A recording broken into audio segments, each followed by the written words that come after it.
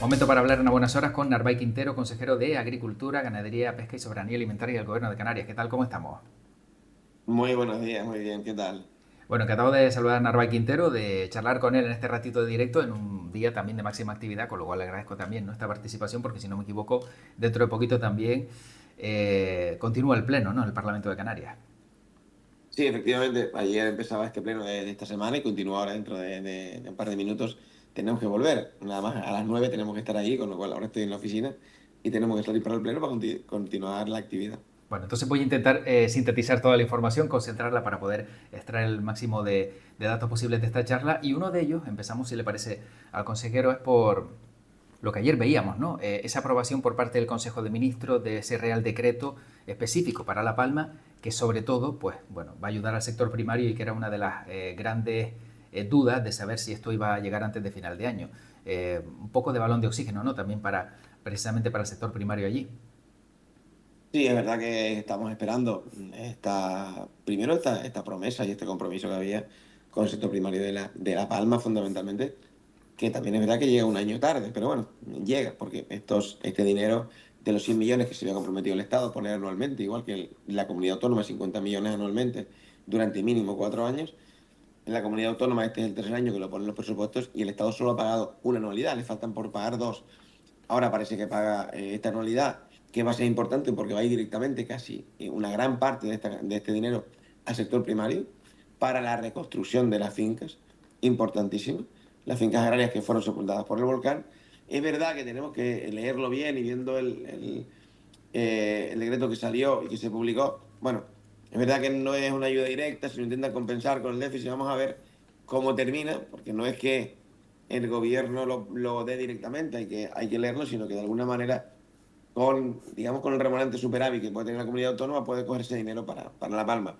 Creo que nos hubiera gustado mucho más que fuera una subvención como el primer año que lo hizo, directa, porque era mucho más ágil, pero bueno, en tal caso, creo que es una noticia importante para el sector primario de La Palma, porque bueno, había varias medidas también que se pudieran acoger a aquellas personas que todavía están afectadas por el volcán del sector primario y que no pueden trabajar porque su finca todavía está sepultada y no han podido reconstruirla porque no ha venido el dinero, pues que también pudieran tener digamos, esa paralización Mm. de su actividad en cuanto a los impuestos. Impuestos que tiene una actividad económica, pues como puede ser una empresa, un empresario, un autónomo. Esos impuestos que tiene, pero que al no tener ingresos, evidentemente, lo que estamos haciendo es empeorando su situación económica. No tiene Claro. ingresos porque no puede trabajar, porque su finca está bajo el volcán, pero sí le cobran los impuestos de actividad económica y del IRPF de autónomos. Con lo cual, también era importante esto, que se volviera a cancelar de alguna manera una moratoria mayor a estas personas y también es importante eso. Con lo cual, bueno, yo creo que es positivo. Es verdad que nos hubiera gustado que hubiera llegado un año antes, hubiera sido muy importante, pero bueno, más vale tarde que nunca, como dice el dicho, Sí. muy canario. Y bueno, y ahora esperemos que se tramite todo rápido para que los agricultores empiecen a recibir el dinero y empezar a reconstruir las fincas. Quizá la parte a lo mejor que no gusta tanto es que, si no me equivoco, el dinero lo va a tener que adelantar el Gobierno de Canarias, ¿no? Claro, por eso decía yo, que al final nos hubiera gustado más que hubieran cumplido con el compromiso total, es decir, que el gobierno de España pusiera ese dinero, esa cantidad, lo pusiera ya y que así pudiéramos empezar a trabajar. Desgraciadamente no es así. Bueno, se ha buscado este método que, bueno, puede servir, pero que no es el ideal ni el idóneo para la situación en la que nos encontramos de la urgencia que tiene el sector y La Palma para recibir ese dinero de manera rápida y poder, de alguna manera, rehacer la vida que tenían antes del volcán. Bueno, está claro que, bueno, las circunstancias son las que son y por lo menos hay una parte buena, como decíamos antes, ¿no?, que es que se ha aprobado. Luego ya veremos también, en la medida de lo posible, a ver cómo se ejecuta pues todo esto. Por otro lado, ayer veíamos precisamente en el Parlamento de Canarias, ¿no?, que hay una posición común sobre lo que se consideraba, ¿no?, y si no me equivoco creo que el presidente lo decía, hay un disparate, ese marco financiero de la Unión Europea que sobre todo afectaría, aparte de otros temas importantes, al sector primario. ¿Por qué afectaría ese marco financiero de la Unión Europea y qué se puede hacer para que todo esto no dé un giro y sea tan negativo? Bueno, pues es verdad que, como todos conocemos, en julio de este año, la presidenta Van der Leyen, la presidenta de la Comisión, saca y publica el marco financiero plurianual que va a afectar 2028-2034 y evidentemente es un cambio de paradigma completo a lo que entendíamos antes. Y más concretamente para las regiones ultraperiféricas y más concretamente para el sector primario de las regiones ultraperiféricas, que es un cambio de paradigma. Es decir, en los últimos 4 modificaciones, periodos del marco financiero plurianual de Europa, bueno, se habían modificado reglamentos, se había modificado incluso la partida económica, pero era un marco común, una política agraria común y que respetaba para las regiones ultraperiféricas, respetaba el 349, el artículo 349 del Tratado de Funcionamiento específico para nuestras regiones.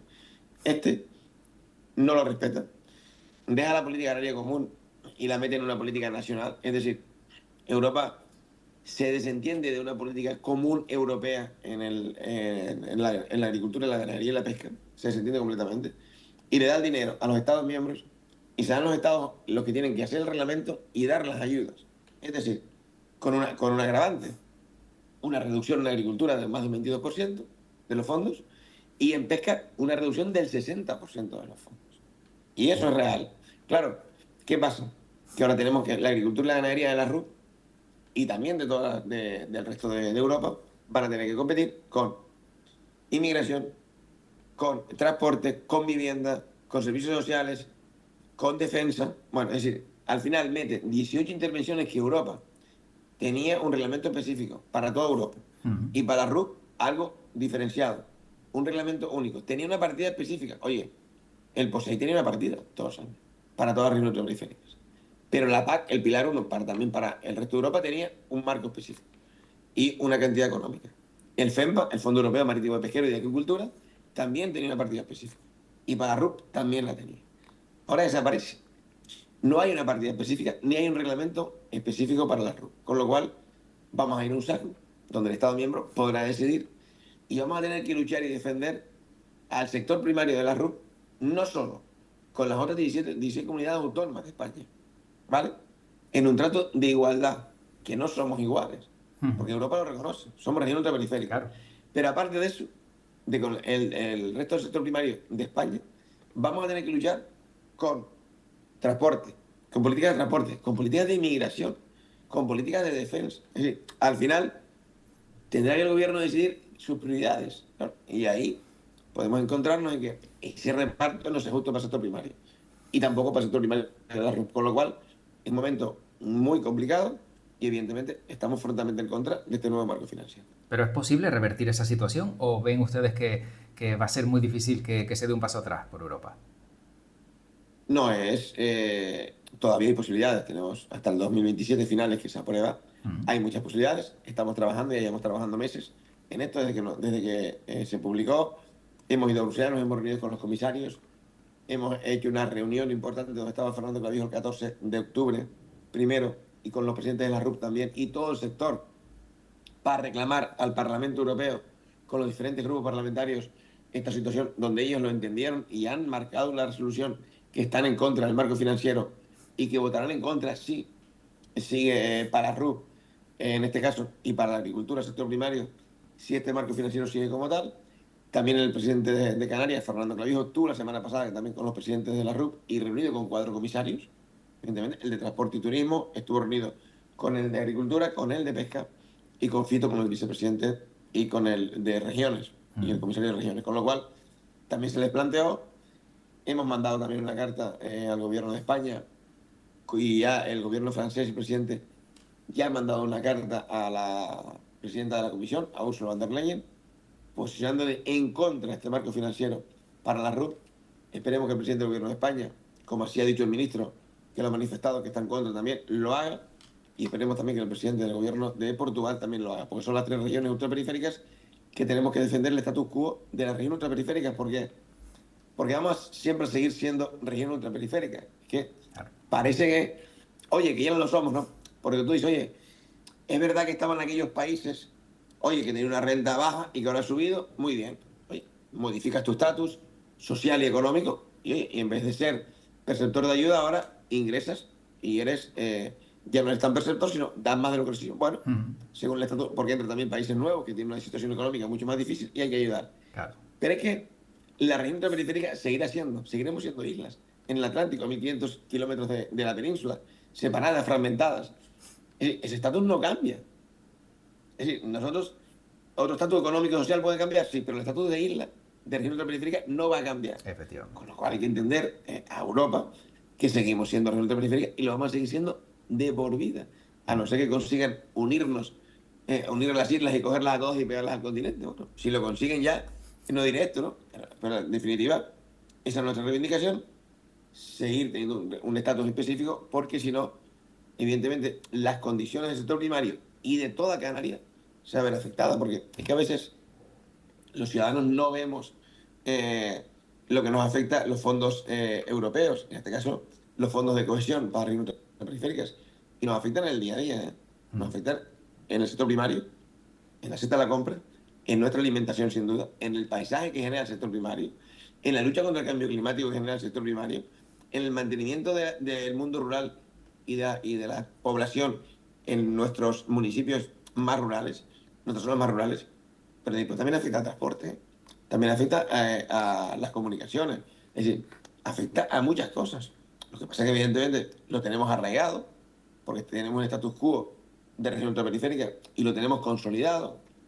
Y bueno, y la gente camina por la calle diariamente y ese caminar nos parece normal. Bueno, pues si esto pasa, a lo mejor ese caminar no va a ser tan fácil ni va a ser tan cómodo. Sin duda. Bueno, precisamente ahora que he hablado, ¿no?, de peligro de fondos, etcétera, etcétera, Bruselas parece que se encuentra bastante incómoda ante España porque sigue sin presentar unos presupuestos y este año va a ser igual. Con lo cual, yo no sé si el hecho de que no haya presupuestos en el país, si Bruselas ve que pues España no cumple, ¿no?, como cumple el resto de países, ¿no?, de la Comunidad Europea, puede hacer que peligren algunos fondos que también afectaría a Canarias. No sé si esto tiene alguna correlación o puede darse el caso de que el sector primario se ve afectado también por no haber presupuestos estatales y que Bruselas decida a lo mejor eliminar alguna partida. Bueno, ya se está viendo afectado. En no tener presupuestos, ya es, no que se pueda, ya se está viendo afectado. Voy a poner un ejemplo muy claro. El POSE adicional que corresponde pagarlo al gobierno de España, obligación por ley, por nuestro régimen económico y fiscal, pero aparte, porque lo ha aprobado el gobierno de España en el 2022 y lo aprobó Europa, el POSE adicional, no se está pagando en su totalidad porque no hay presupuestos. Con lo cual ya estamos viendo esa afección.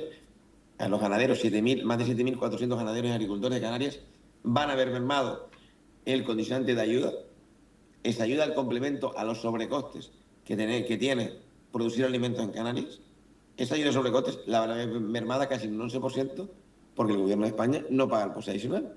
Y una de las razones, aunque no la única, también están razones políticas del el querer es poder a veces, pero una de las razones es que no tenemos presupuesto, claro. Y es una de las leyes más importantes que tenemos anualmente, no solo el Estado, sino cada comunidad autónoma, cada ayuntamiento, cada cabildo, sí. Cada administración pública, los presupuestos son básicos para seguir generando riqueza, para seguir atendiendo socialmente a los más desfavorecidos, para seguir dando oportunidades, y en este caso, para pagar lo que se publicó en 2022, que no lo publiqué yo, de consejero, se publicó en 2022. Y yo estaba de acuerdo con la subida del 20% que se hizo en 2022. Y yo era diputado y la apoyé y voté que sí. Pero lo que no se puede es, en el 2022, a sacar una ampliación, publicarla, quedar muy bien en la foto, que me parece bien, ¿eh? Y después no poner la partida presupuestaria. Eso es lo que no se puede hacer. Bueno, hace un instante también hablaba Narváez Quintero precisamente, ¿no?, de esos entornos rurales que con Dinamisa Rural pues hemos visto que con ese proyecto se ha ido reforzando durante todo este año y si no me equivoco el año que viene va a seguir y va a tener también mayor peso, ¿no? Si pudiera resumir, ¿no?, aunque ya estamos a las puertas de diciembre, cómo ha sido el proyecto en este año y cuál es la previsión para 2026, ¿cuál sería ese resumen? Hombre, yo creo que ha sido, lo tengo que decir, un proyecto de éxito. GMR, creo que la empresa pública GMR ha hecho un trabajo, yo creo que fantástico. Era un proyecto nuevo, además, un proyecto y un compromiso del presidente Fernando Clavijo, un compromiso de él, y en esa reunión con la FECAM, en esos municipios retos de menos de 1.000 habitantes, coordinados con la Federación Canaria de Municipios, como digo, se planteó en qué se podía hacer en ese reto que tiene Canarias y que tiene el presidente y que lo ha cogido de primera mano, de intentar lo que estamos llamando ahora un poco, oye, la situación geográfica de las islas, diferentes islas, unas muy pobladas, otras perdiendo población, municipios que no tienen servicios, que la gente abandona y se va a las grandes ciudades. Entonces, oye, ¿cómo planteamos el reto demográfico dentro de Canarias con estos municipios? Bueno, una de las cosas que le tocó al sector primario, en este caso a mi consejería a través de MR, era Dinamisa Rural. Más de 120 acciones en 46 municipios, más de 120 acciones en 46 municipios, acciones siempre vinculadas y como eje principal el producto kilómetro cero, el producto local, pero de dinamización, perdón, de promoción de formación, de emprendeduría, es decir, desde hacer en los mercadillos dar la posibilidad que todos los agricultores puedan vender directamente su producto. Mm. Esto tiene un efecto claro. De hecho, una de las políticas también de Europa que ha dicho es la venta directa, sin intermediarios. ¿Por qué? Porque evidentemente el consumidor puede comprar un poquito más caro, pero el productor recibe directamente el dinero, con lo cual ese beneficio también es mayor. No es lo mismo que un productor vende una papa a 90 céntimos el kilo y que después la veamos en el lineal a unos 60, unos 80, casi el doble. Claro. Y el productor recibe 80 céntimos. Digo, la papa, por poner un ejemplo de muchos, a que el productor pueda ponerlo a 1 euro o a 1,10 € directamente y el consumidor lo compra a 1,10 €. El productor ha ganado, imagínense, ha ganado un 40% más, y esto es real, Mm. y el consumidor se ha ahorrado un 40%, porque en vez de 1,80 la está cobrando a 1,10. Y el productor, en vez de venderla a 80, la está vendiendo a 1,10. Y eso es importante, con lo cual una de las intenciones es la venta directa, que es fundamental. Otra, la formación también, tanto a las personas del sector como la formación en el emprendimiento, de aquellas personas que directamente o indirectamente con la actividad agraria podían generar riqueza y generar núcleos de empleo y empresas. Por ejemplo, empresas vinculadas al sector primario, pero de el enogastroturismo, por ejemplo, importantísimo. Oye, donde los turistas puedan ir a ver cómo se vendimia en Canarias, cómo se hace el vino en Canarias, o ir a ganaderías de cómo se hace el queso.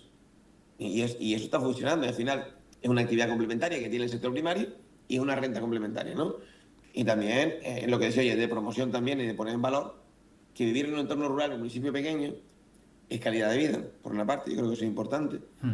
Podemos generar servicios y que la alimentación directamente, si consumimos productos kilómetros cero, la alimentación es mucho más sana. Bueno, Claro. esto un poco en resumen, esos proyectos, como dije, de éxito, más de 120 proyectos, y que el presidente Fernando Clavijo ha manifestado en el congreso que teníamos de Dinamismo Rural, que continuará el próximo año con Dinamismo Rural, que yo creo que es una gran noticia que ha dado el presidente para todos los municipios de Canarias de menos de 1.000 habitantes. Bueno, y seguro que si en su momento no hubo una avalancha de proyectos, ya una vez que ya se sabe, ¿no?, que va a continuar, probablemente ya algunos que se quedaran, ¿no?, que no podían entrar, pues también se refresquen y puedan también para este 2026 seguir creciendo, ¿no?, que sea el objetivo también, como bien dice Narváez Quintero, de este proyecto. Por otro lado, si no me equivoco, bueno, hoy en el Parlamento hay alguna pregunta dirigida a Narváez Quintero, alguna cuestión que tenga que contestar o algo que vaya a, bueno, adelantarnos y que nos pueda adelantar precisamente de esa sesión plenaria. Bueno, dos cuestiones que te puedo comentar. Una, la hemos comentado ya, que es el POSEI adicional, esa deuda que en estos últimos 3 años, si contamos, ya son 16 millones de euros que nos debe el gobierno de España, porque hemos adelantado el POSEI adicional nosotros para que los agricultores hasta ahora cobren el 100%. Y si contamos lo que hemos puesto este año, que hemos puesto 3 millones, faltan todavía 8 millones y medio, pero hemos puesto nosotros 3 millones, que no nos corresponde. Estamos hablando de que ya el gobierno de España nos debe más de 16,5 millones de euros. Eso lo voy a responder hoy. Y otra pregunta, la preocupación que existe por la gripe aviar. Como todos sabemos, en España, hace un mes, pues el gobierno de España, a esos casi 1.200 municipios que tenían riesgo de contagio de gripe aviar, no porque tuviéramos gripe aviar, que no la tenemos afortunadamente, sino porque en este momento de migración de las aves entre diferentes continentes, pues aquellas zonas con cebadales, que podían tener cebadales, eran zonas de riesgo, porque pueden venir aves con gripe y invernar en esas zonas. Y evidentemente, si el agua, bebemos de la misma agua nuestras aves, y con esas que pueden estar contagiadas o comen del mismo espacio, se pueden contagiar. Entonces, bueno, en principio, eran esos 1.200 municipios que en Canarias solo afectaba a pájaros, ¿vale? Pero después, una semana después, saca otra resolución el gobierno automáticamente por prevención, y lo hace para toda España, sí, para todos los municipios, donde hay unas recomendaciones de obligado cumplimiento, no son recomendaciones, son obligado cumplimiento, perdona, que tenemos que cumplir todos. Y es verdad que principalmente para los domésticos, para todos los que tenemos aves domésticos, principalmente gallinas, en Canarias somos muy de tener gallinas para consumir el huevo, y que se puede, y que está arreglado, sí, está completamente arreglado, no hay ningún miedo por tenerlas porque está completamente arreglado. Tienen que, es verdad, con una molestia, porque tienen que tenerlas cerradas, tienen que evitar que beban agua o coman en establecimientos asilvestrados, donde pueden haber aves asilvestradas, porque se pueden contagiar. Bueno, esas recomendaciones es una molestia, pero es prevenir que nos entre la gripe aviar, que podría ser mucho más perjudicial. De todas maneras, nosotros, a la parte profesional, hace ya 3 meses, que con una recomendación que hizo el gobierno de Canarias a sus explotaciones de aves, principalmente de gallinas, evidentemente, pues ya se los recomendó, que para evitarlo pudiéramos tenerlas lo más controladas posible. Tenemos protocolos, dos protocolos. A los veterinarios de las ADS se les está informando continuamente para que a su vez informen a todos los ciudadanos, y tenemos dos protocolos donde controlamos según el tamaño de la explotación, vamos controlando periódicamente, y después las domésticas también información a todas las personas que tienen, para que si ven síntomas de gripe aviar en su explotación, automáticamente lo comuniquen para actuar. Afortunadamente, a día de hoy no tenemos, pero bueno, son las dos cosas que se habló en el Parlamento en esta jornada. Sí, porque ya de la filoxera parece que hablamos menos, ¿no? Entiendo que también en ese sentido la fortuna es que, bueno, se ha ido minimizando los daños. Sí, la filosera es verdad que no está radicada, evidentemente, pero sí está controlada. Quiero decir que de la última que encontramos, siguen estando todos los focos solo en Tenerife. Ya estamos haciendo inspecciones, por ejemplo, y quiero agradecer al Cabildo de Gran Canaria, que ha colaborado y que está haciendo inspecciones de ellos también, con nosotros, colaborando mucho. El Cabildo de Gran Canaria se ha volcado para este control. Quiero decir que en Gran Canaria no hay nada. Estamos haciendo inspecciones en Lanzarote, tampoco hemos encontrado nada. Estamos haciendo inspecciones en La Palma, tampoco hemos encontrado nada. Y vamos a hacerlas en todas las islas. Estamos haciendo ya también en La Gomera. Vamos a terminar también con el Fuerteventura y con el Hierro. Pero las islas son muy grandes y estamos haciendo muchas inspecciones. Pero más de 6.500 inspecciones ya que hemos hecho en Tenerife. 6.500. Y solo hemos encontrado las 86, las mismas que teníamos hace mucho tiempo, con lo cual no hay un avance de la filosera. Está controlado, que no es erradicada. Seguimos haciendo inspecciones, seguimos con los controles, sigue la orden de la prohibición del movimiento en vigor, con lo cual seguimos controlándola, porque es una enfermedad que al final en Europa no se pudo erradicar, tuvo el efecto negativo que tuvo. Por eso Canarias seguimos siendo pie franco hoy en día, seguimos haciéndolo, pero bueno, vamos a ir con paso firme, poco a poco, evidentemente. Pero bueno, afortunadamente no se habla tanto porque, bueno, también es verdad que se acabó la vendimia Claro. y la hoja se está cayendo. Solo hemos encontrado filosera en la hoja, en ningún caso en raíz.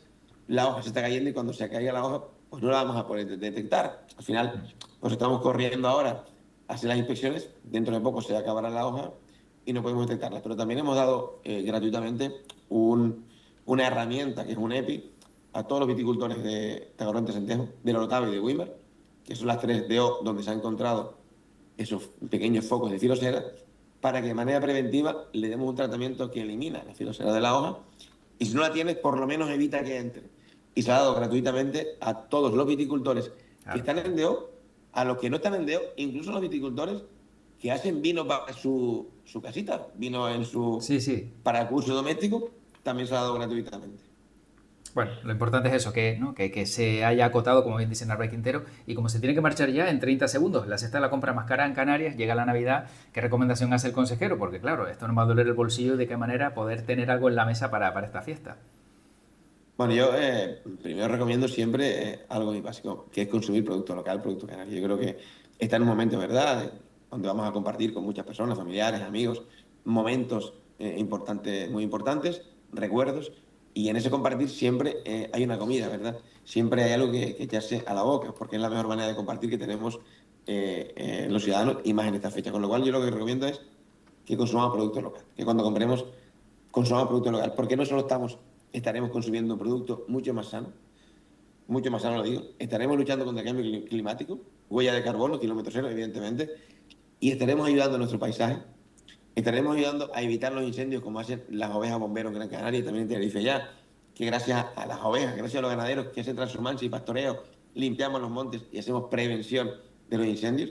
Tenemos paisajes únicos, digamos también en Gran Canaria, esa zona digamos, de interior, San Mateo, por arriba, que la genera el sector primario, con lo cual generamos paisajes, ¿no? Y ayudamos a la economía local, la economía circular. Al final nos ayudamos a nosotros mismos, porque ayudar a ese ganadero, ese agricultor, ese pescador, al final nos estamos ya ayudando todos y todas. Con lo cual, yo sí deseo que estas fiestas lo pasemos bien, evidentemente, que disfrutemos un poco de la vida también, que hace falta. Con tantos problemas que tenemos a veces, hace falta parar y disfrutar, hacer una pausa. A todos nos hace falta, pero siempre con un producto local, con un producto kilómetro cero, con un producto canario. Bueno, que así sea, que así sea. Consejero, no le quito más tiempo, que si no llega tarde al Parlamento y luego ya empiezan las malas caras de todo el mundo. Narváez Quintero, consejero de Agricultura, Ganadería, Pesca y Soberanía Alimentaria del Gobierno de Canarias, como siempre un placer, y seguiremos muy de cerca pues toda la actividad del sector primario. Muchísimas gracias. Muchas gracias y buen día para todos. Igualmente, hasta luego.